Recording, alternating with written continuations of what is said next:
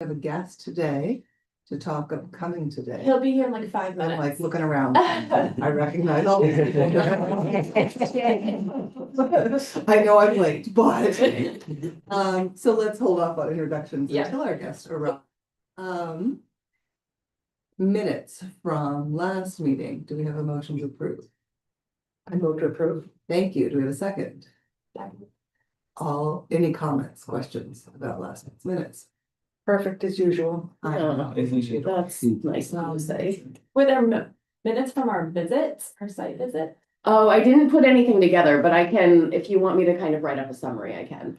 It's probably a good idea to have that Yeah. recorded somewhere, just so we have that information. Yeah, that's a good point. In the timeline, Yeah, it was kind of separate, so we can, we wanna like do the approval for that at the next meeting, we can do that. That's fine. Sure. Okay, any other questions or comments about last month's minutes? Wow. Blech. All, do we have anyone online? No one's online, so we can just do everything. Okay, Raise of hands. all in favor? Raise of hands, folks. All opposed. All opposed? Are you abstaining, Ron? I wasn't here, so. Okay. Okay, that's fair. Okay. And then the next item on the agenda is the agenda. If you have any questions about the agenda or things people wanted to add to the agenda. Dan had an update on federal. We still have no news on the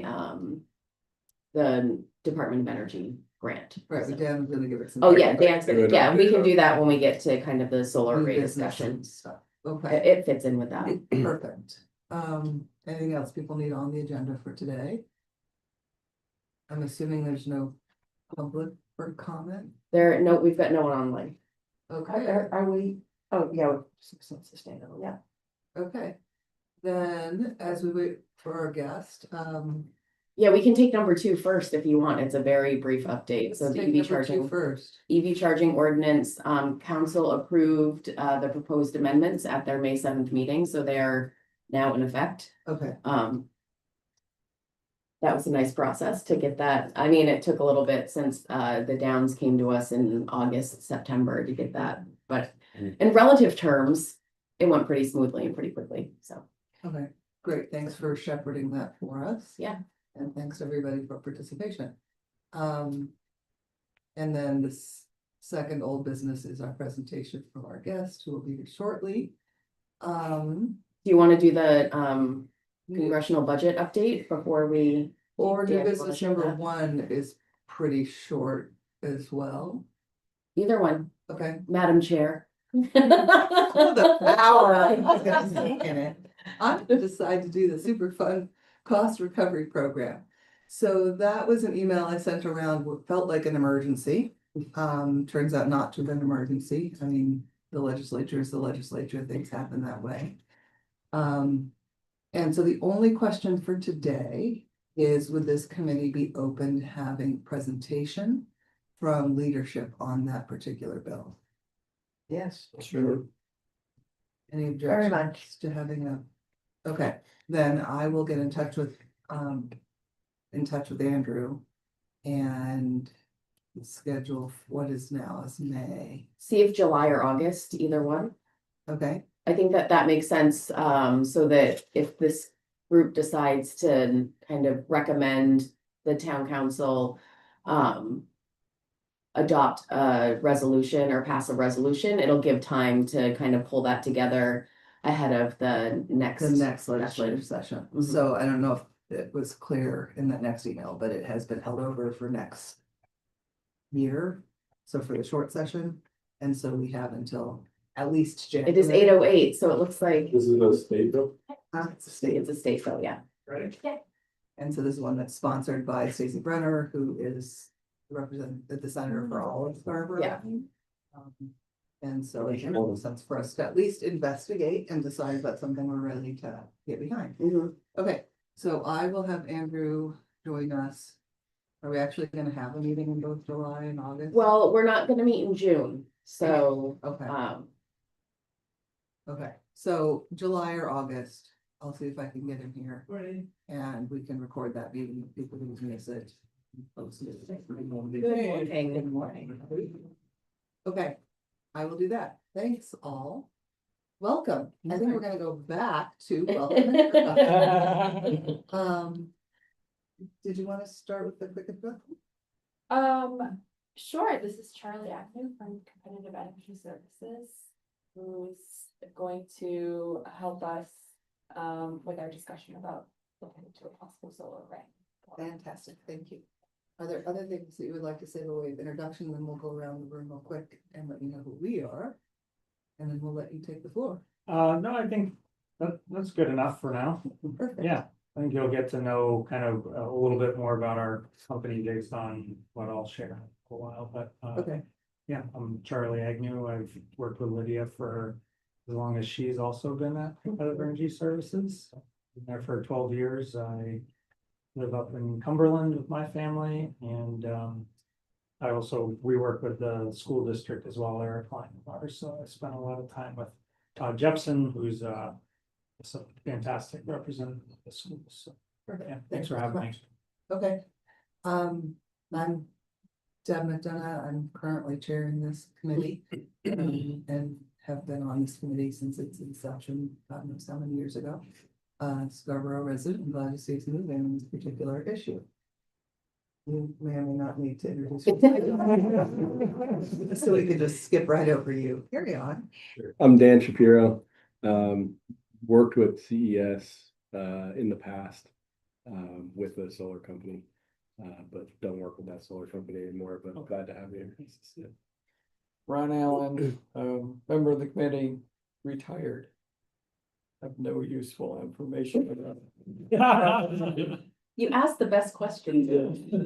Yeah. I am Bill Donovan, I'm the town council representative, and I have panels all over my house. And a big fan of renewable electricity. Jamie Fitch, Sustainability Manager. I'm Patrice Castenholtz. I'm like a member for a few years, and I'm also a big fan of solar. I have a camp out on an island in Casco Bay, and we are off grid, but we got tons of solar. Nice. I'm Jeff Gezik. I'm an alternate here at the committee, first year, and I work for a renewable company. Yeah. Yeah, we do like utility size solar. Yeah, yeah. So Great. I'm Helen Harmon, I'm the development review planner for the town. We'll turn it over to you then. Okay. Unless there's some other question for us before we get started.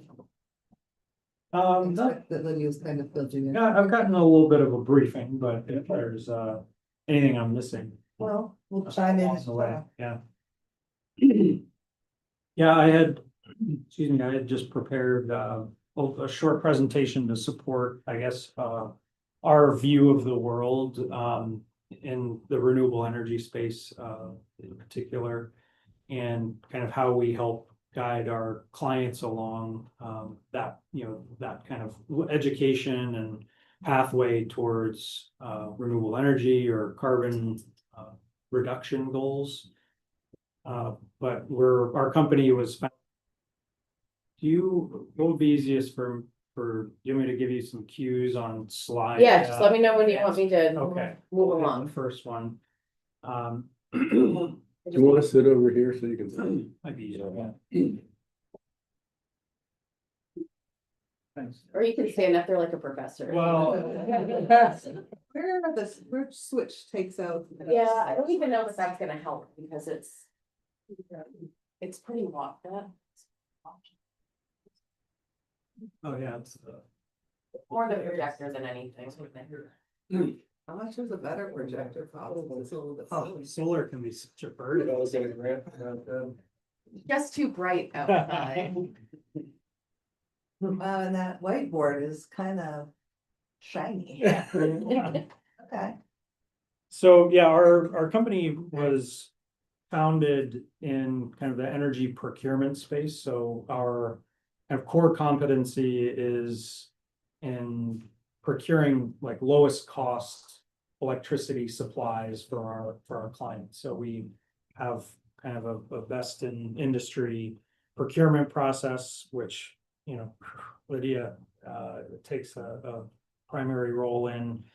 And basically identifying the lowest cost electricity supplies for our clients, but throughout time, that need has changed for a subset of our customers where not only are they looking for lowest cost, but they're also looking to kind of direct the type of electricity that they're buying. So incorporating more renewables and then kind of managing that procurement plan in conjunction with broader decarbonization goals. So electricity is kind of just one piece of that pie. So our work has been evolving into, different type of procurement services like traditional electricity supply, traditional natural gas commodity procurement, into other types of like renewable attribute procurement. So we help our clients buy the clean green components of electricity to kind of match with what they're pulling off the grid to reach renewable electricity goals. And yeah, again, kind of more broadly meet longer range objectives to build more renewables into the mix and decarbonize their footprint. So our work kind of encompasses a lot of things up here. I won't get into detail, but that's some of the work that we do, and I think relevant to the town here. We'll keep rolling. I'm gonna start with the tough stuff, the challenges that we're facing right now. I think a lot of you have probably seen a boon of solar development in Maine since 2020. Basically, over the past 5 years, we've put a lot of solar out on in the system here in Maine as a result of the state's an amended version of the net energy billing program that existed to support some of the rooftop solar, like residential projects, but before 2020 was very limited in what size of a project you could build, and it really kind of capped the development until the rules changed in 2020 when Janet Mills first took office. She signed a bill that basically gave a huge amount of runway and compensation to what we call distributed generation solar, which is much smaller than long roads. These are anything like less than 5 megawatts in scale, which is to us probably is still a pretty big project. Like this is a 5 megawatt project is a site that's 20 to 25 acres worth of solar. So it's pretty big. But we've seen a lot of these distributed generation projects get built over the past year as a result of the energy billing program. Basically, any rural state highway you drive out. I mean, there's I think at least a couple in town here, but you drive out along the state highways where there's 3-phase power along the road, and you're going to run into these projects. And that's been great for the development of more distributed generation throughout Maine, but it's created quite a bit of tension in terms of how those projects are being compensated. Basically the value that that is given to the generation from those systems through this energy billing program was designed quite rich, like the energy value that you're able to pull out of those distributed generation projects in the energy billing program is very high. Like they're compensated at a high rate, more than you could say the value that we're getting out of that electricity. And the result of that is the utility in CMP in this area in administering this energy billing program is racking up basically huge losses or costs associated with the energy billing program in the hundreds of millions of dollar range right now, and that's gotten a lot of attention as those costs are getting passed through to all ratepayers. Residential, you're not immune, you've got now a much larger fixed customer charge, like a monthly charge on your bill that you can't avoid unless you're out on an island. But that's raised a lot of attention, and just in this current legislative session, there's, as you can see, like a list of bills that are targeting this program, and they range from outright elimination and retroactive change to the program to kind of a much scaled down version of what exists today. And this is kind of probably the most important backdrop to, the town developing solar at some form of scale that is a bit prohibitive until we kind of know the direction of this energy billing program. Is that likely to be settled anytime soon? Yeah, it'll be settled, presumably in the coming month, yeah. Right, but then there'll be another round of things next Could session. happen, It's been happening for years. it's been happening for years, yeah. So I'm just trying to understand. Like how one fits projects into this Mhm. when. You have 2-year cycles of the legislature. Yeah, If you figure that out, I mean. yeah, I mean, that. I'm just wondering how much this particular round makes any difference, given that. Yep. There was the round 2 years Yep. ago, and that there will be a round 2 years from now. Well, that's what presents a risk. I think to get, closer to the point, or more quickly to the point here, my guess is that the projects that would be more insulated from any potential change are small scale stuff that you put on the rooftop, basically. I think those are the projects that are going to get, they're not going to see any sort of change to that, the viability of a project like that. Okay. Because you're consuming the majority of what's being produced. Yep, yeah, where you're using the electricity. There's no risk, like if you put a project at a site or a location where you don't have any electric load, basically 100% of that value is at risk, right? If you build the solar where you have electric load, you know that you can always offset at least a portion of what you're having to purchase on that. Even though for a project like what you're talking about, like imagine this building, Mhm. putting panels on the roof or a carport kind of a situation. Mhm. I imagine part of the economics for the town would be the net metering on the weekend, for example, that you could offset some of the cost of it by putting it back on the grid, which you would lose potentially under this. Yeah, you bring up a good point, like the energy billing program not only works for a project that's putting all its electricity out on the grid, but it also works for like a residential project where there's certain hours of the day or days of the year where you're either pushing electricity out to the grid or pulling it back in. But that all depends on how the system is designed. Like you might design the system so that you're never exporting, for example, or if you say, we just want to cover this entire roof with solar regardless, then you might have to rely on a form of the energy billing program to get value for any of the exported electricity. So there's a little bit of kind of sizing nuance there that becomes relevant to the type of building that you have. But I think in most cases, like the energy intensity of a building like this or the public works, you're not often able to put a whole lot more solar on the roof than that building is gonna use or utilize.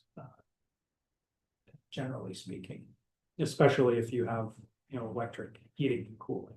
And so what about? I think it's called community solar, though that takes a couple of different forms. Where all of the output is linked to specific meters, even if they're not on site. Yep. Is the risk of that somewhere between utility solar and rooftop solar, or? No, More like residential? that's that's kind of the distributed generation, community solar programs. Those are the ones that are kind of in the kitchen right now, kind of getting worked on in terms of. Okay, even though they're not like electricity sale production Correct. credits, but. Yeah. Okay. Yeah. All right, carry on. So that's, I think, an important backdrop. The next slide is the kind of the secondary element here where, you know, for a very long time, anyone who buys solar system components has the ability to claim a 30% tax credit associated with the installed value of that solar array. So if you spend $1 million, you can recover 30% of that in the form of a tax credit. And that kind of concept was expanded in the Inflation Reduction Act to, you know, relevant to the town, to provide what's called an ability for an entity which has no federal tax liability, like the town of Scarborough doesn't have any tax liability, through direct pay.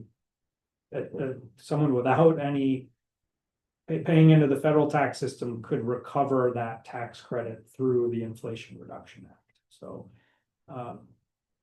you know, you could think that's great. It also seems kind of crazy, like how does a system work like that, where you can pull out where you're not putting in type of thing, but that's also that concept of direct pay and the 30% tax credit period are what's kind of being debated in the Senate right now as part of the One Big Beautiful Bill. The House proposal basically drew a line in the sand and said, if you don't have a project that's started by this date,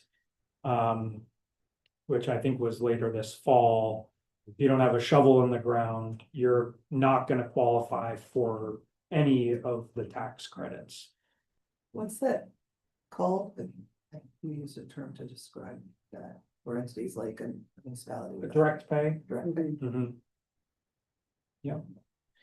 Originally, when it went to the House, there was a phase out, which this is just a slide that became kind of useless, but there was a phase out to the tax credits starting at the end of 2028. So if you had a project built by 2028, you could get the 30%.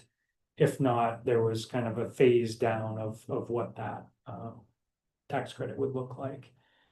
And kind of the tea leaves do indicate like the Senate is going to modify some of what the House kind of chopped out here and in our like the favor of this conversation, but that's also a big question mark on the table right now.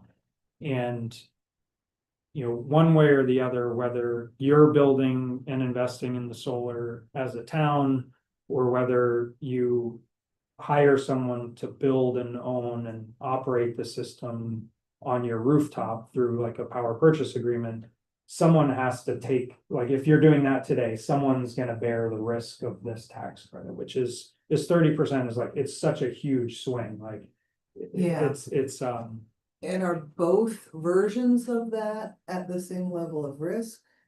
Like the direct pay, in my understanding, was Yeah. a response to the ways in which the financial giants had gotten involved in siphoning off much of. yeah, you'd have to use a third party to. Right, and it was those third parties that were siphoning off a lot of that. Yeah, I mean, tax. there's some some inefficiency to that Right, cost. right. Is that power purchase agreement piece at equivalent risk to the direct pay piece? Yeah, I think the answer to your question is yes, it's all, that 30% tax credit is what's at risk, no matter how you access it. Okay, Whether it's through direct pay or, you know, okay. And is that true also for homeowners, not just? Yep. That's a separate piece, okay. Yeah. A similar kind of thing to the net energy billing that he was describing, and so one of the things that the Inflation Reduction Act did, this is what I was gonna update on, by the way, so it's much better. Is it extended that tax credit out for like 10 years? Where before it had been kind of like 2 years, Right. kicking it out every little bit, and so it really halts investment. Right. And so this gave a much longer horizon and gave a lot more confidence for people, for investors and for homeowners or Right. whoever wanted to develop these projects. And then to really get them together. And so of course, same kind of thing that now takes everything from the Inflation Reduction Act and they're trying to really pull a lot of it back, and then it creates a lot more. So it goes through these waves of, you know, this just changing legislative landscape all the time. Right. Changes your ability Gotcha. to do anything. Okay, How much time would that be after this? well, we don't have anything else really Okay. Yeah, no, I think that, on. Okay. How You're much time good. do you have? Try for another 10 minutes or so, is that? Yeah, that's, I Okay. mean, I'm the one stringing it out. so All right, so let's try and flip over to something a little bit brighter here. So I just wanted to, you know, so setting that all aside, you know, our kind of spectrum of evaluation when we have someone that says, hey, we want to pursue, you know, renewable electricity, or we want to create some goals around that. You know, we think about this in kind of a range of kind of financial cost, kind of the duration of a contract and risk. There, you know, there's a number of different ways to approach that, and I shared this presentation out as well, so. yeah, I'll Okay. include this, Oh, I'll okay, send this thank out to you. you all. And it will be in the minutes. So, yeah, I guess just quickly talking about that, I mean, the nature of building your own solar, you know, and owning it is obviously kind of in one direction of risk, where you're the owner of the system, you take on the performance risk associated with it. Once you own it, you have to operate it. And, you know, the kind of the payback or the value all depends on how well it's maintained and operating. And, you know, that's, you know, let's be real, like, you probably don't have anyone that does that, and you can certainly contract out those services, but there's some risk associated with that. You know, the other end of the spectrum is, you know, to meet, you know, what are clear and documented like reporting procedures. You can basically buy through your supply contracts. You know, you can buy the attributes of these solar projects that exist or are to exist, and basically through a paper transaction, you know, reach 100% renewable electricity.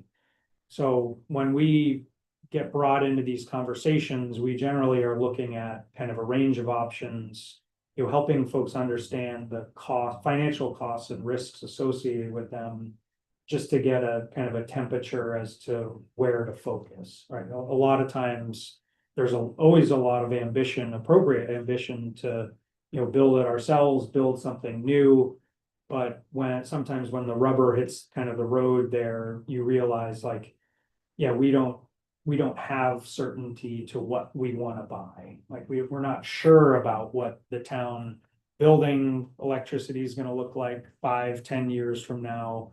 And on the next slide, I think one of the important things for everybody to know is that kind of behind the scenes, there's also what we call the renewable portfolio standard here in Maine, and most of the other New England states have something very similar, where we starting separate law passed LD 1411 in 2019 that expanded the amount of renewables that are part of the base electricity sales in Maine. So for every customer in the state of Maine in 2019, 40% of your electricity was coming from renewables. The bulk of that was existing resources, which basically anything built before 2005 is considered an existing resource.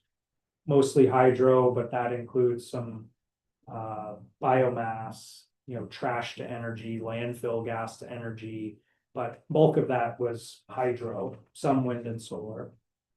And that LD 1411 back in 2019 expanded and created a new category for renewables that's called the Class 1A category. And the only things that qualify for Class 1A are wind and solar. There's actually a kind of a small carve out for large scale, low impact hydro that qualify for Class 1A.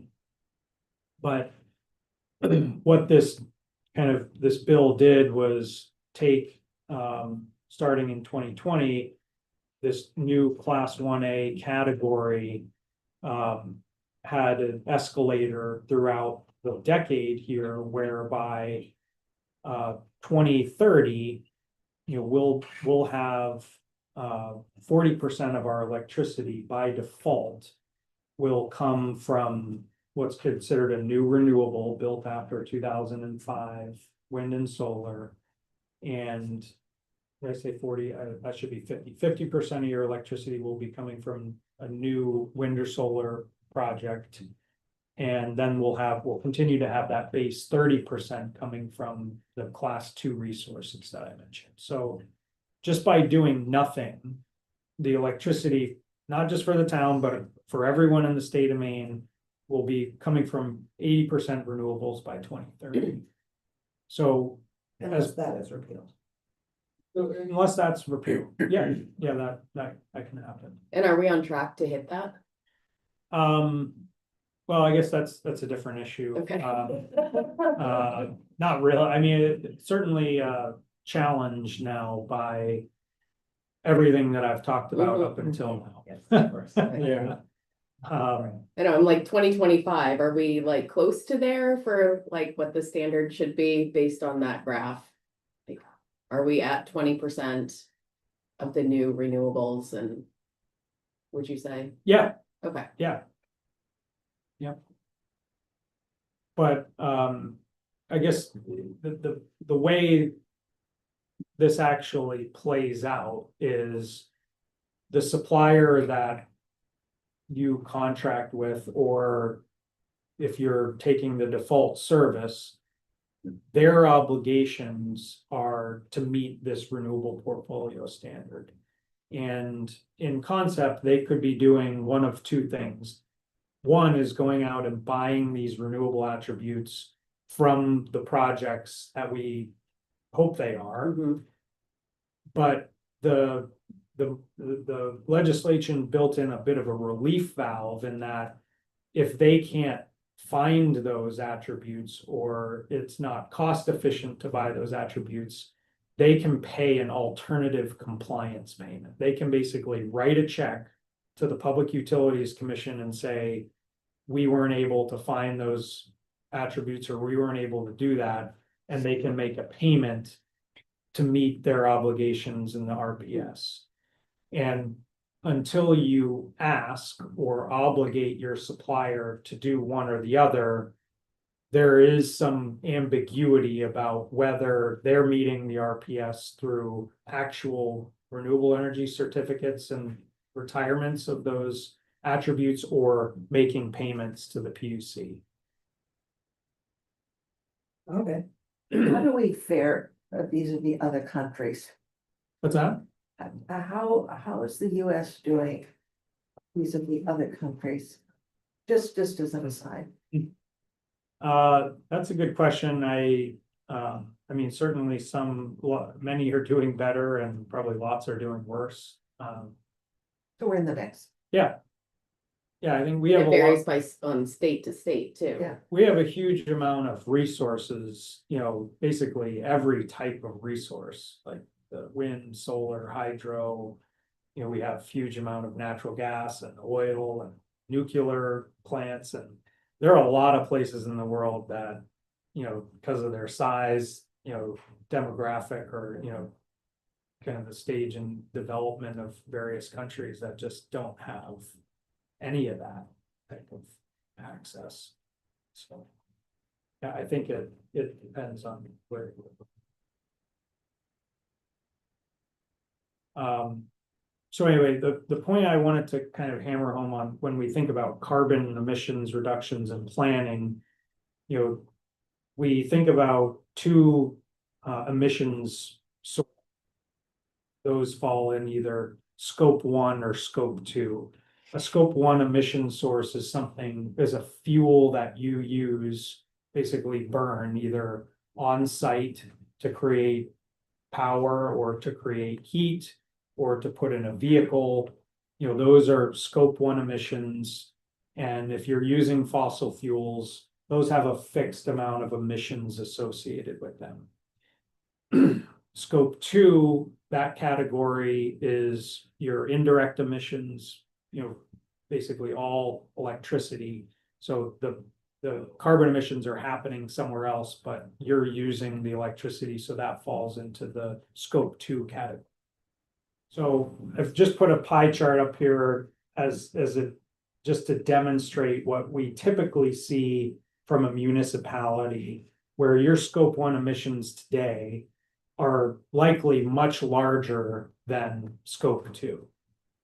And based on the prior slide, the trajectory for your scope 2 emissions is cleaner and cleaner throughout the balance of the decade. So basically take this pie chart, if you project it forward 5 years, you're going to see your scope 2 emissions, these are from electricity consumption, you're going to see those drop, doing nothing. And you're going to see as a percentage that scope 1, those scope 1 emissions are going to grow. Maybe the fixed amount won't grow, but the percentage will grow. So when we think about emissions reduction and carbon planning, you know, it's very easy to focus on electricity because, quite frankly, it's easier to build renewables into that. But not to miss kind of the primary objective here for the town, like scope 1 emissions are your problem when it comes to carbon. And I guess that's the point I wanted to make. Like, if you don't do anything to address scope 1, those are gonna just exist for forever. So I just want to get on the minutes, that we may want to do an inventory of those, Have we ever done that? Well, we're going to, and it's part of our climate action plan, Okay. so great. it's coming. Okay. Good to know what you've got. So I promised 10 minutes at 12. We keep talking. It's not Yeah, full. no, yeah, okay, thanks for that. Oh, we can keep rolling. Yeah, I don't, how much we want to talk about this here, but yeah, I guess the point, a couple things I'd mentioned, for the time being, you can still get a federal tax credit for an EV purchase. And based on kind of some conversations I've had with Lydia, you know, the EVs, they go after your scope 1 emissions, right? It's gasoline or whatever you're putting in the truck. And there's some money available to help for that, you know, that transition to electricity. So in terms of things that you can do right away, like that's one thing to focus on. The other is kind of fleshing out some of the potential issues and focus on buildings that have good solar viability. There's also, I put up here the greenfield development. Like, I think the big question there is how you're going to get value out of building a solar array offsite. Like, that's a huge variable right now, but could be solved this year, but something to pay attention to, kind of back burner, I think. From a rooftop perspective, just cutting to the point, like focusing on new construction is a big one where you have new roofs. You have easily available like design documents to assess structural capability. And you don't have, like I saw a metal roof up here, like you don't have issues with like roof life and putting something on a roof that's, has 5 years of life replacement left in it. The other thing you can do is create policy to, as you're renovating, as you're building new buildings in the town, make them solar ready. Like that's just part of the design standard where you're creating, a potential for future solar. I think those are probably a couple of the things for this type of group that I'd say those are the things that you can kind of staple out right now. And anyway, so that kind of whole thought process is where we help. I mean, at the end of it all, like we help to procure things, we help to solicit proposals for rooftop development, or like greenfield development, and help you understand the contractual terms. Like we'll help work with attorneys that understand, certain elements of contracting for municipalities. We have an expertise in negotiating business terms and evaluating the financials of those types of projects to make sure that, it's a good deal, or, the deals are, what you anticipate. We also have services that, track and make sure that those contracts are performing over time. So we can stay involved to the extent you need help to basically make sure you're getting what you thought you were gonna get. So that's us in a nutshell, but I think, I'm happy to kind of help you along, like just feed little tidbits of information, but I think there is a little bit of work you guys can do leading up to, before a point where you'd hire like a CES. Couple of questions. You said that you're already working with the Scarborough schools? Yep. Yep. Are you talking to them about the new school that they're developing for this exact? Not yet. I don't have a sense that school or where that's. I don't know if that's Yeah, sort we of don't know settled where yet. that's- Yeah. So yeah, I do talk, yes, I guess. It's certainly And at that point, yeah. so on the design standard piece, I don't know that we've gone after that. We've let that be value engineered out over and over again. And so if you could explore with the powers that be where that would fit, is Yeah. that an ordinance, is that what happens? I mean, that parallels the sort of 10-year lookout Mhm. question that I keep asking. Yeah. And I think both of those might be addressed sort of in parallel, Mhm. but just I don't have a sense of where it happens because of all the conversations where I'm told we can't do that in ordinance, we have to do that in ordinance, we can't do that in ordinance, we have to do that. in ordinance. Yeah, Mhm. so So I'll we have to nail look into it that too, down. because a lot of times we don't often have ordinances that apply just to town operations. There are some, but not a lot. Usually it's a policy, and policies are easy to kind of get around, so, Right. There's maybe an potentially easier avenue, and I think this has changed since you built Wentworth. That was the last school you built. Yeah. Yeah.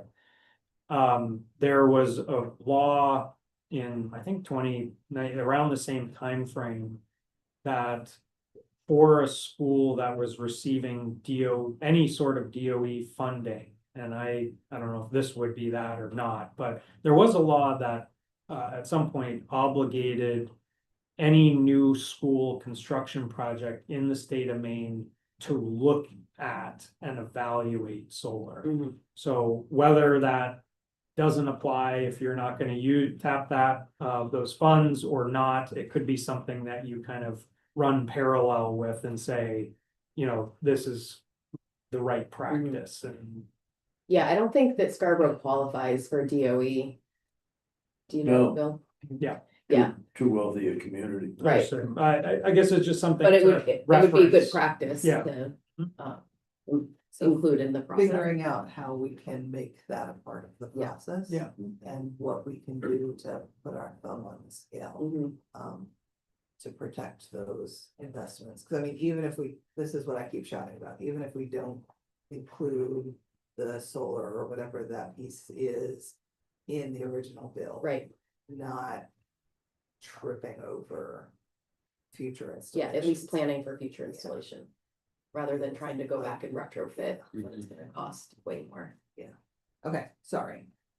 I got. That's it. To the question about schools, in the months ahead, next month or two, we'll have an idea of what the proposed school is Mhm. going to be and where it's proposed to be located. Mhm.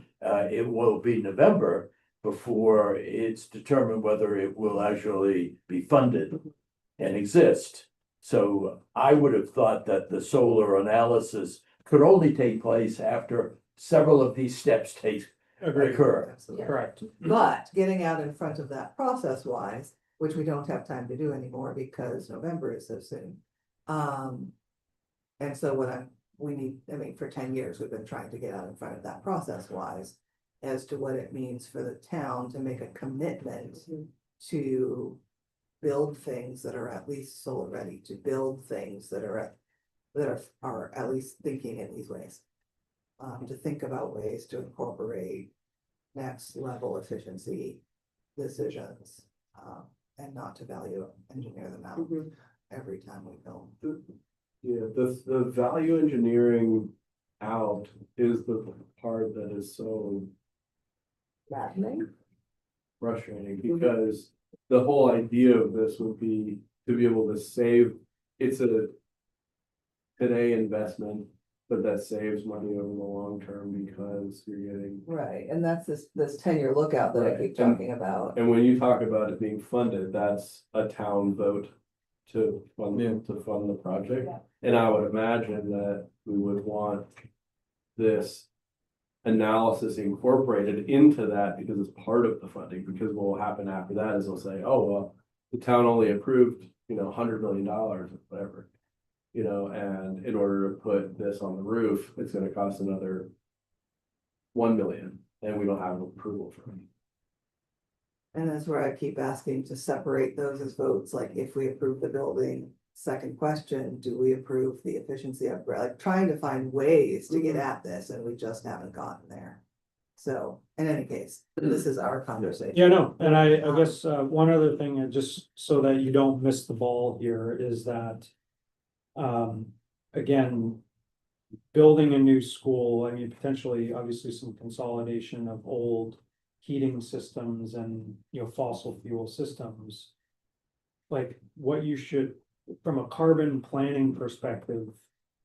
You might let the solar pass, but it's heating and cooling. Mhm. It's like building another geothermal system, which, the price tag on that versus the solar, like that's something that you need to really drive home. Or you're just gonna be committing to burning fossil fuels for, Another 3 decades. for the life of the school. So just, not to discourage the solar piece, but just trying to keep you oriented to like what's really causing like future carbon emissions is fossil fuels. Thank you. So good luck with that. Thank you. Yeah. Well, and I think I think those of us sitting around this table understand that, but in order for the town to really take action towards those things, our climate action plan is going to help that, because it's going to be a written document that the council is going to adopt and accept and commit to implementing. And so making sure that these recommendations are part of that are going to be really important. Okay, so that might be the place to Yeah. finally get this 10-year lookout for Yeah. McElroy and. And I mean, the group sitting around this table, you are going to be kind of the group that's leading the development of that. That's going to be kind of our big, in addition to exploring the solar options, that's going to be this group's big task in the year ahead, 18 months ahead. So Okay. How does something like the climate action plan color the town council's decision making in a practical way? Well, when it's adopted, it will be an expression of policy that the town council would follow. So unless it's repealed. Well, Sorry, I'm like that. So something The like, council doesn't often repeal their Okay. decisions and plans and things like that. And so basically, it will then give staff some marching orders to begin picking away at the recommendations in that plan, and anything that needs to go and be approved by council, we can say, this was a recommendation directly from the council adopted climate action plan. And so it basically, in order, if they, want to walk the walk as well as talk the talk, they need to approve what any actions that come out of the climate action plan that are brought before them. And that's eventually how we got our fund. Forever. But it took another 7 or 8 years after the energy plan. Yeah, the and I think that energy was- Plan that called for that. Yeah, and the energy plan, I think, was a much more streamlined and informal process to develop. I think that it was this group that climate action plan is going to be a big community effort. There's going to be a lot of public process. It'll be very visible and well publicized, and asking people to provide their input and feedback and kind of weigh in on the values of the community. And so I think, when we got to implementing certain elements of the energy plan, a lot of the members on council were like, I've never even heard of this. And so hopefully, the goal, one of the goals with the climate action plan will be for it to be very visible and a very public facing process, so that there won't be any memory lapses when it comes to implementing it. Okay, good luck with that. Thank you. We have staff knowledge helps. That's a huge shift in. Yeah. Process from the energy plan. Sorry, back to you. That's a wrap for me. It looks like you have one more slide. It was like a. Steps. That's a beautiful slide. Thank you for sharing that. Full balance of fossil fuel and. Yeah, thanks for having me. You guys are doing great work. and Thank you. Nice to hear hear about the conversation. Of your situation. All right, thanks, Sean. thank you. Yeah, for- thanks for coming in. My Sure. excuse for the rest of the. You are. Yes, Okay. sir. All Thank right. you. Sorry we held you extra long. Appreciate Great day, your everybody. flexibility. Yeah, you as well. Yeah. Thank you.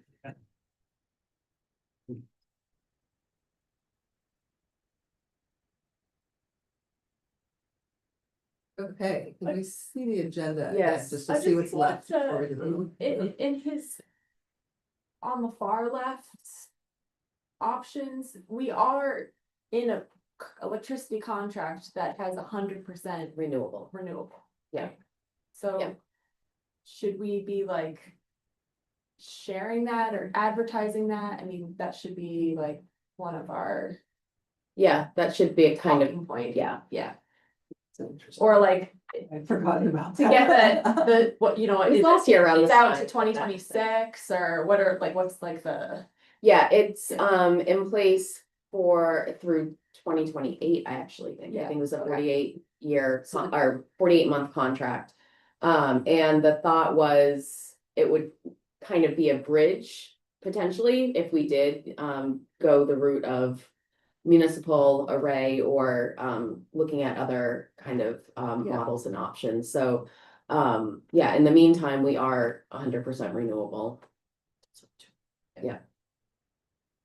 Okay, so I think there's follow-up conversation to have regarding the presentation that we've just heard, and I think we should have a piece of that today. But I just wanted to see what else is here to make sure we weren't skipping something Yeah. important. No, I think we're Um, okay on time. So the only other thing I see on there is before 9:15 is Sustainable Scarborough Day.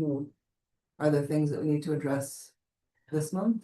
It would be helpful to have a conversation on what this group wants to focus on for Sustainable Scarborough Day. We do have an update from the person that flaked on us the day before the event last year has now flaked on us 6 months before, so at least we can plan Oh, good. plan for that. Jamie and I were talking about, apparently Anton has a an induction. So we're going to have him do two things. We're gonna have him show a demo on how fast you boil water with this thing, and also cook an egg. He can probably do that. But we're gonna try to line up something more exciting too. And I'm wondering if we could just, I mean, I like the idea, and especially as conversations are happening about induction cooking. Mhm. If we might step away from this individual and Yeah, try to track somebody else down. I am all over Right. it, and there ain't nobody. Well, what about Michelle over at Cooking for Kids? I don't know who that is. Yeah, That's the cooking school for children over in Oak Hill. okay. Um, I'll contact her. Michelle Cooking for Kids. What's the mission of this person?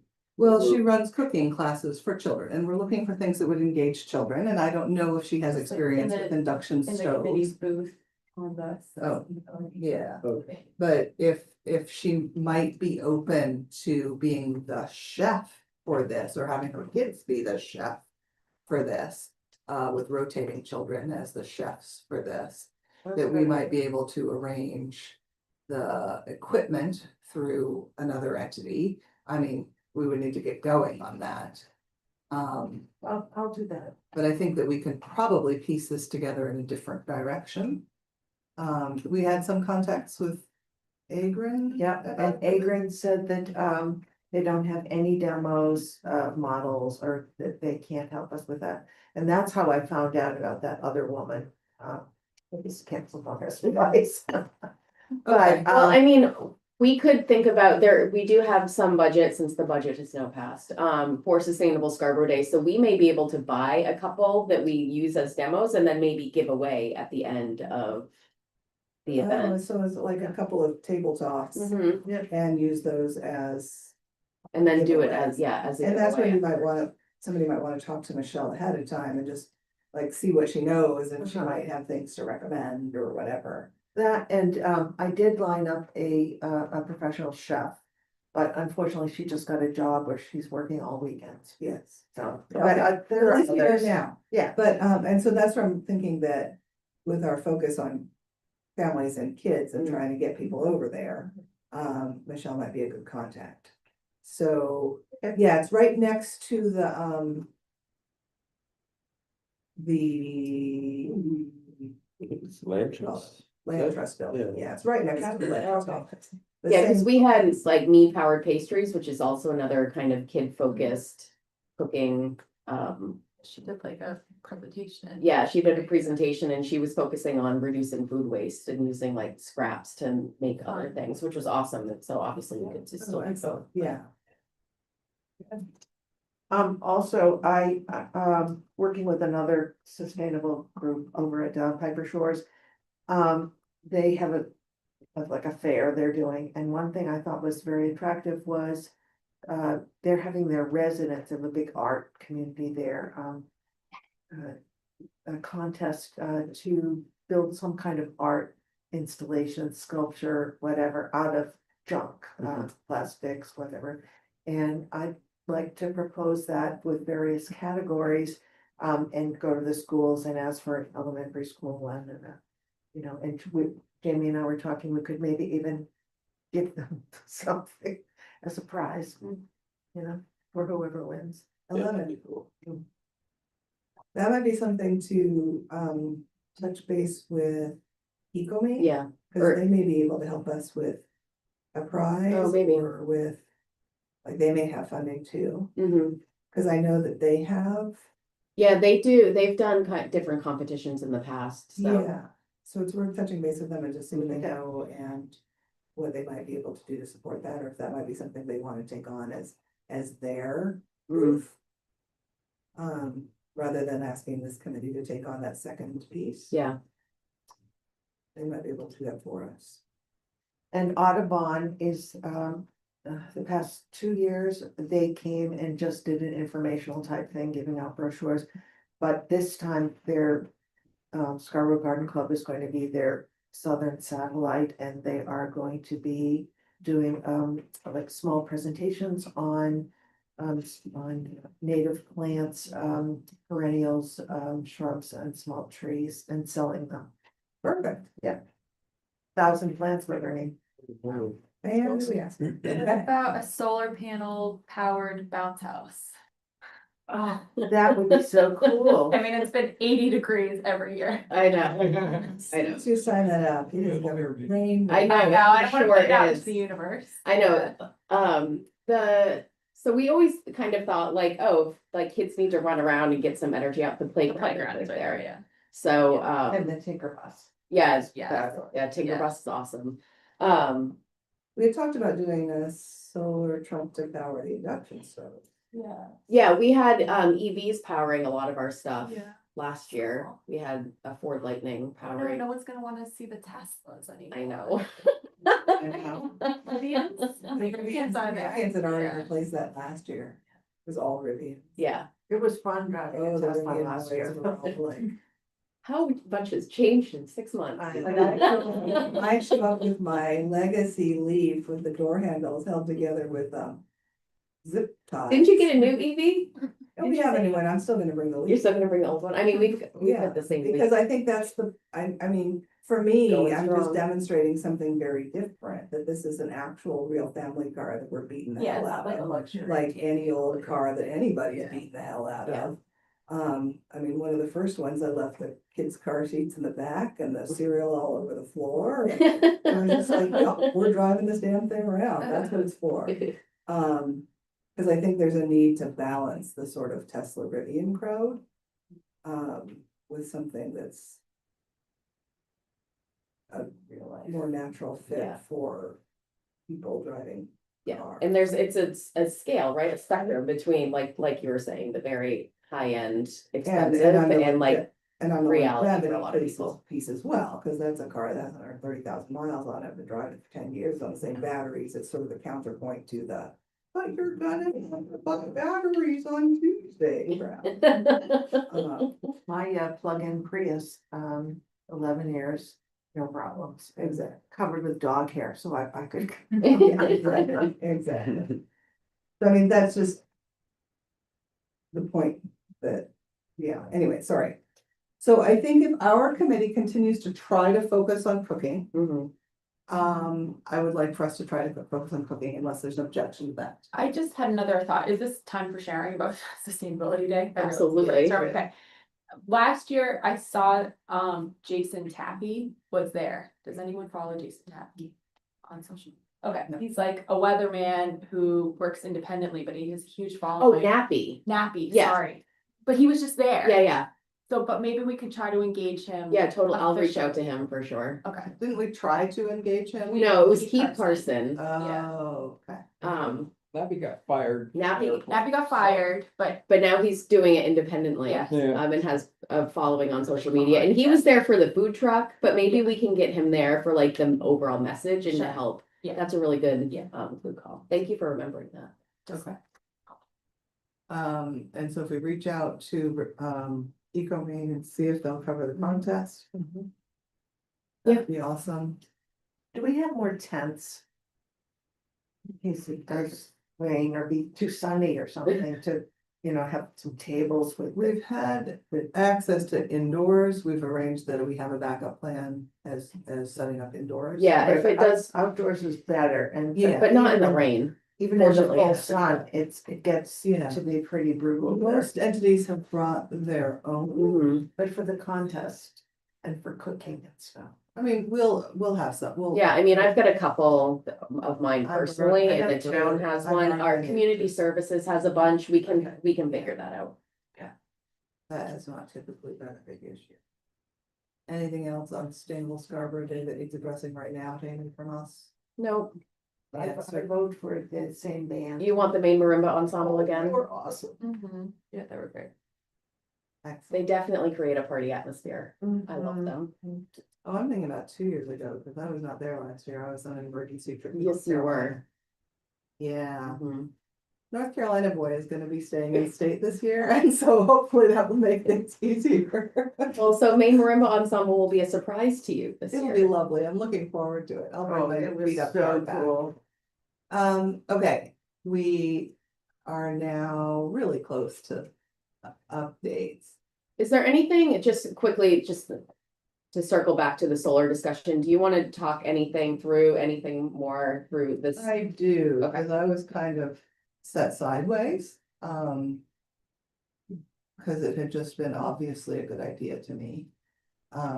Yeah, I think that there are a lot of signs, both with the legislation and then as Dan kind of brought up at the last meeting, just the tariff unknown and the costs of steel and aluminum and all of that. Like, it definitely seems like this is a good time to be like exploring and thinking about it, but probably not the time to pull the trigger anytime soon or propose anything to the. Unless the time to pull the trigger is before 2028, when things start. Well, You know, They're all domestic manufacturers. Are we talking about Rigby Road? No, we're not. The way the federal legislation is written right now, Charlie alluded to this, you have to start construction by a certain date. Yeah. That date is This year. September. Oh, I thought that was 2028. Mm-mm. It has to be completed by 2028, but it has to start By construction September. within 60 days So it's really, of the legislation. Okay. Or that's what they're So- discussing. That's what's Okay, so- currently written. okay. It's not clear that that's gonna. We're looking at Scarborough having a solar array farm out somewhere because fill in that sentence. My because has been municipal utilization of electricity and an opportunity, I mean, depending on the size and depending on the location, opportunity for residents to, like, a way to advertise community solar farm to residents in a way that. So it's because it's the right thing to do or because we can save money? Both. Both. Okay, where do we end up not saving any money? That's this question about. Yes, What right, happens. so depending on, it's because we can sell some of that back to the grid to make money. No, and- that's not the only way. I mean, No. Okay, yeah, so, if you put it. If the legislative context is correct. The cost of that electricity versus what you're buying from the grid is less. And it's more stable. so we So- get, no matter what, we can sort of go and say. We're gonna sell you this and we're gonna use it over here. We just want you to direct it over there for us and we can save that money because we produced it.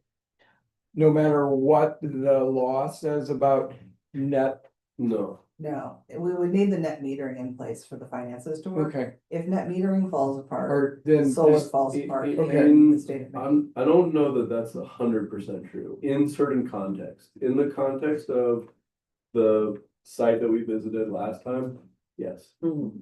In the context of Rooftop. putting panels on the rooftop sized appropriately, not necessarily. Okay. In the context of community solar for residential purchase. Yeah, probably. Probably outdoor. Okay.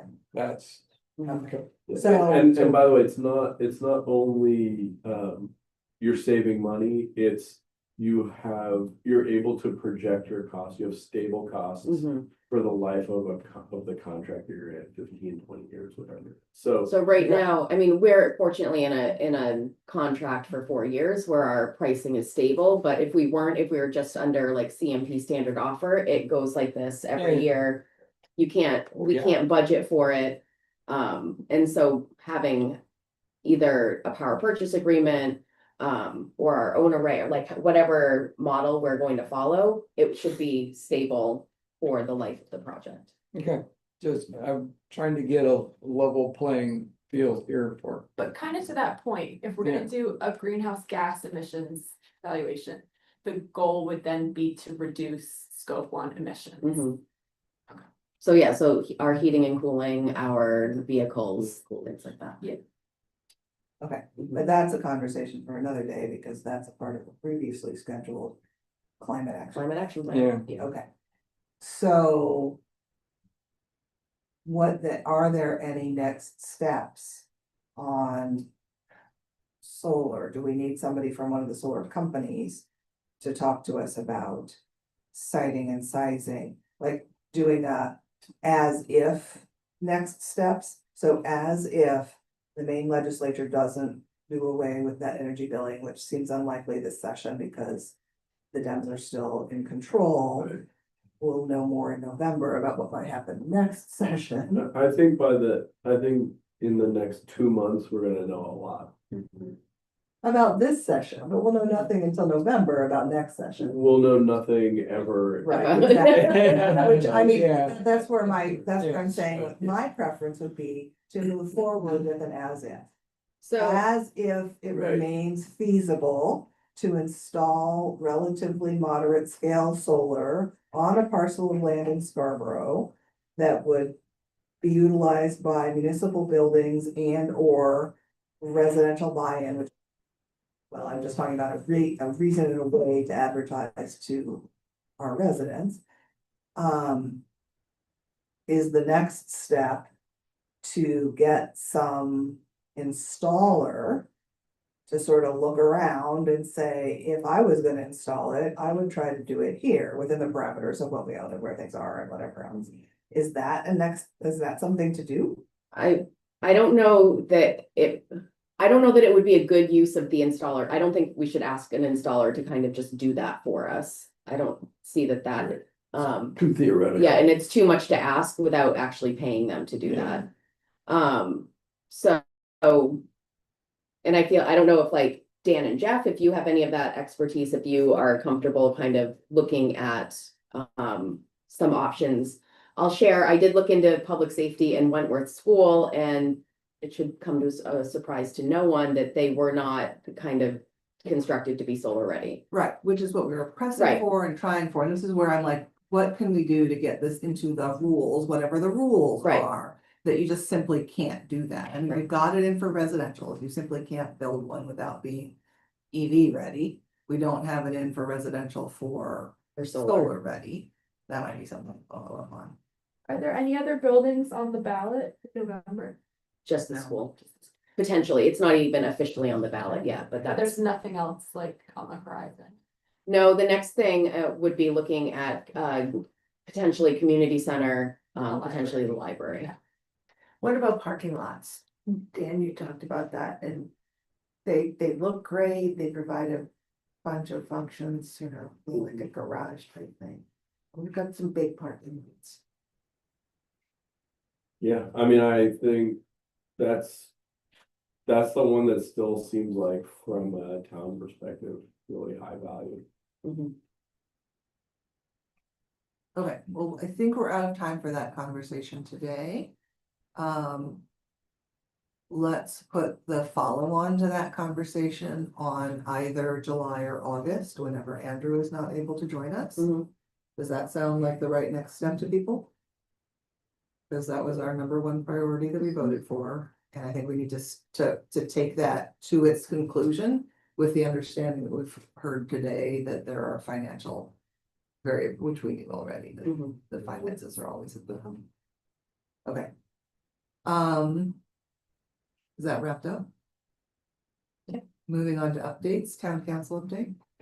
Would you like to hear sort of what we're doing that's of some importance to the community, or, because we don't have anything that would be sustainable issue, but I'm happy to provide our little group here with what's going on at the town council.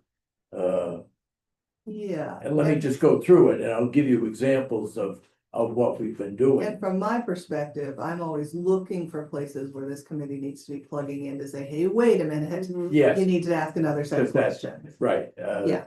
Okay, go. Because we just approved the GP cog initiated Vision Zero plan, which is really trying to improve the public safety around transportation. So the transportation committee will be all over that. The Scarborough Housing License, well, town council turned back the Marshview housing project because there were just too many problems with the location. The problem for me that led me to say no, because if you say the words affordable housing, workforce housing, I raise my hand. But in this case, couldn't overcome the traffic turning issues off Route 1. And until they had a plan that could deal with that, and this is the South Portland Housing Authority. And the site is the old flea market building. And it's the old down flea in market Princeton. building down at Route 1, so, and it's way back. They just came back last week with half the project, the affordable housing, senior affordable housing part. And that only needs to go through the planning board. They won't need to go through a contract zone with town Right. council for that. Yeah, and the town council also voted a resolution to send to the legislators in Augusta that we do not support the Main State Park Beach increased access initiative that was taking place, simply because it's really puts a burden if we dramatically increase that down where it's presently located. It's a burdensome situation for traffic. So those are the things that I thought you'd be interested at least in hearing that we've been active on. Thank you, Bill. Planning board. Can I ask a question about the housing, the flea market housing thing? Cause I read a little bit about it. When somebody brings a project like that, and all the discussion was about traffic, and I think it was because there's no light there. There's no light to control being able to go in both directions. So is it the person who proposes a project like that needs to propose a light? Yeah, Or the town says, oh, we'll put a light in here because you need it here? Like, how does that, is it because they didn't say, hey, we should put a traffic light here? But if they had, it would have changed it. Like, they, what's- well, because there is to the south, there is a traffic lighted intersection. This property just couldn't gain access to it. Because it had to go over other. Yeah, they couldn't get an easement. And they couldn't put another traffic. I light? think DOT said that they couldn't do another traffic light Yeah, there, right? that- Because it's too close. Yeah. The intersection's funky. So, people who are exiting, Right. are only able to exit North. north. Right. And then they gotta go up and loop around and maybe for senior affordable housing, that's gonna work, maybe. Maybe that will overcome the council's concerns about, because people will always try to game the system on traffic movements. Mhm. And so you've got to protect against that. But the way that it's proposed currently, it fits within the allowable use for the parcel, and so it wouldn't have to go through the town council as long as it meets the zoning ordinance. It should be approved as long as it meets all of those. So it'll go through the planning board. Okay. So, It has- so South Portland will build senior housing for their seniors? No. Or It's for Scarborough? anyone. Oh, for anyone. Because the question was asked, what do you do in South Portland building affordable senior housing in Scarborough? They say, we're in the business of senior affordable housing. So if we see an opportunity to build it somewhere, we will pursue that initiative. And It- that's why you see Southport, because they've done this before in Scarborough. Yeah, Jocelyn Place. Crestline Place is a South Portland Housing Housing Authority Authority. project. How do they get funding, doing it in a different town? I don't know. Their jurisdiction isn't specified to be South Portland. It's more of a developer. So that they're, General. so that their funding is not restricted to South Portland. They're serving a region. Okay. And we don't have a housing authority. And we probably don't need one in South Portland. So we've got South Portland doing all the heavy lifting of it. They almost just need a new name for clarity, like it was. Yeah. It's, I don't know, it is required by Maine legislature that every town has a housing, No, it is a mass. and South Portland's not restricted to the parameters of South Portland. So you're right, renaming that would be a really helpful thing. Yeah, That's just- beyond the scope of this It'd save us committee. some. Yes. Yeah. So, planning board updates. Yes. Helen? Board updates. We had planning board last week, no huge updates there, but we did get the site plans for the Downs Town Center, Market Basket, mixed use retail. And satellite parking lot all got approved last week, their site plans. And yeah, as you mentioned, Marshview is coming back for next month, as a site plan rather than a contract zone. So yeah, this is repeating what we've already talked about, but that'll just be senior housing within the allowable zoning as, it exists now. And yeah, that lot is right next door, so the easement issue was tough to swallow, because it really would solve a lot of problems, but.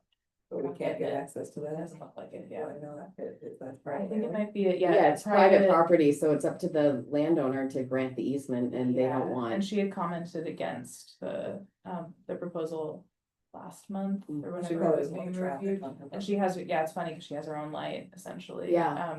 It's the The one way right that it across was being from. designed, so we should have had the easement when that happened. Right. But it's a little bit of hindsight, 2020. Okay, yeah. So is that piece of property like on the watch list for when it? Oh, the- transfers? Like, do we have a watch list for properties that we? I mean, I think that the planning department is pretty on top of things like that, so if they see anything, if they see that it's going to, between Sedco and the planning department, Yeah. they're usually pretty good about identifying those opportunities. Because the other one There's that I no would just expense for flag in that sure. same way is the enclaves access. It looks like you could go out to Route 1 for those right turns pretty easily. You'd probably get it to the traffic light that's over there for Starbucks pretty easily.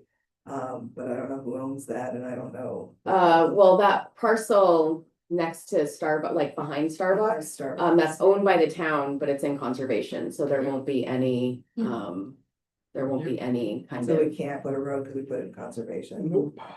Is there a way to swap a conservation parcel? I don't know. Like, That's not even a really good like parcel to be conserved, really. I Right, mean, and it's it's such full a of nightmare invasives. of, I It's- mean, that's part of what tripped me up. But it is, today. it is very much, it's a really wet parcel though too, so I mean, in terms of like wetland protection. I mean, I'm not actually trying to. No, I track that know, Down right now, but it's just like, yeah, access is a funky thing, yeah. and sometimes it looks like access could be made easier. All right, We have our eye on it generally. good, thank you. Anything else on planning board? Any questions from planning board? Lot going on at the planning board, Yes. lot going on. We had a busy couple months. It seems to I be. drove through the Dalles yesterday, you have a lot going on. Yes. Yes, the Yeah, a down- lot of downs. Insane. Yeah. Kind of, sort of, like, I mean, you can't drive all the way through the Governor But you can Road drive. Highway. But you can like go in and look at what they've built so far, and it's like, holy. smokes, Crazy. There's a lot. It's very surprising if it's been a while since you've gone through there. Every 6 months or so, you gotta drive through to see Yeah. what they did next. Yeah. And I'm impressed that all that has happened and I'm not traffic disrupted. Could you say that louder for the people in the back? And all that has happened and I have not experienced traffic Yeah, disruption so- myself getting around town. Yeah, I mean, the Downs is required to do a lot of traffic improvements and they are going to be starting on their next traffic movement permit. They already are starting with it, with DOT to like understand what DOT is going to require for additional improvements, so. There's a So, traffic flashing light on Haggis Hardway that I have. seen. yeah, so that will be, Service at some- that'll be turned on at some point. Yeah. So in like the adaptive traffic signals all through the Route 1 corridor, I know that there have been some growing pains, but you missed my comments from early, before the meeting started, that I was able to drive yesterday morning at like 8 AM from Dunstan to Oak Hill and not hit a red light. It was amazing. It was absolutely amazing. I was shocked that that happened. And they're also putting adaptive traffic signals out at the triangle on, Route 114 and, County Road. Okay. That's part of the Downs, requirement for their development and things like that. So there's gonna be other upgrades coming that they're required to do. With this natural transition, I'm gonna jump to transportation committee next. Yeah, and there's- Come back to conservation. There's no update for transportation committee. They didn't meet this month. Okay, Um, and the thing I always ask is, are we making any progress on bus coordination?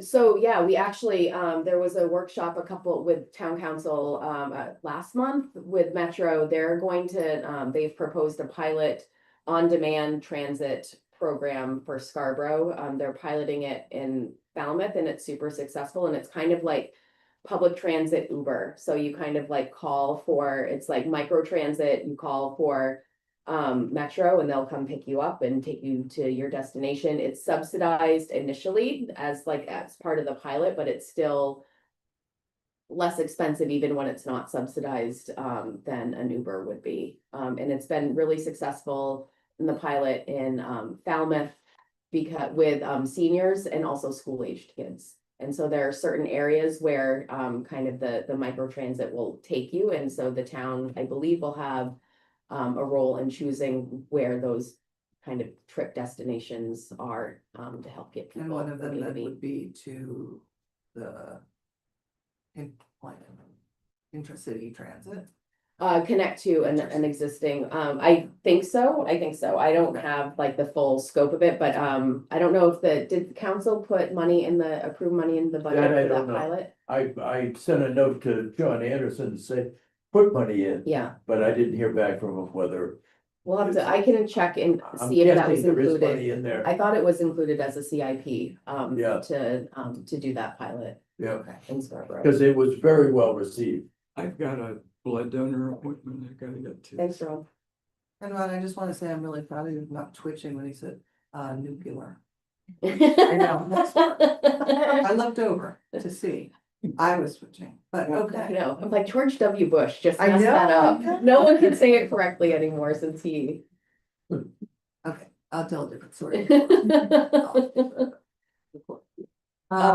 Conservation Commission quickly, they are still working on moving forward with Tree City USA certification for Scarborough, and then the town council also approved our update to our shoreline zoning to extend stream protection overlay district to Phillips Brook and all of Red Brook. Excellent. So that's good. Planning projects? Open space, I think I said last meeting that the plan was adopted. We are now working on developing an online dashboard to help track our 30 by 30. I have a meeting next week about that. And also we're working on a GIS app to help with kind of parcel evaluation that like the Parks and Conservation Land Board will use as parcels are brought to them to determine should the town's land bond funding go towards that. It'll help them understand kind of the ecological benefit of those parcels. Okay. And vulnerability assessment, we haven't met, so I don't have any new update there. And next meeting agenda, we're set. It will be one or the other. Yep, And we can then do. Nice job, everybody. and just to note that we are not meeting in June, so our next Right. meeting will be July 23rd. Wow. Good. And at some point, we should, let's put on to a conversation about that Rigby Road parcel. Yeah. Now that we all looked at it. I'm sitting here wanting to swap it for that parcel behind the enclave. You want to conserve Rigby Road instead? I was surprised when I looked at it on the map. That it actually connects fairly nicely to some of the, like, it's not as isolated as I thought it was. And if it could get the enclave people out of my traffic pattern. That was really. All about me. Chair of a sustainability committee is really going to your head down. I'm kidding. All right, I'm gonna,